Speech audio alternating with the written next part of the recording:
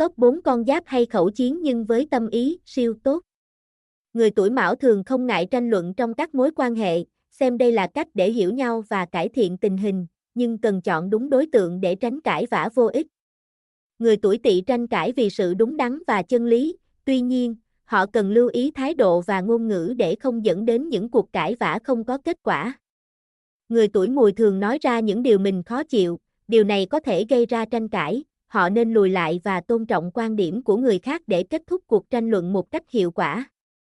Người tuổi Dậu coi tranh cãi là cách để giảm căng thẳng và cải thiện giao tiếp, nhưng cần chú ý cách diễn đạt để đảm bảo đối phương hiểu và không làm căng thẳng thêm.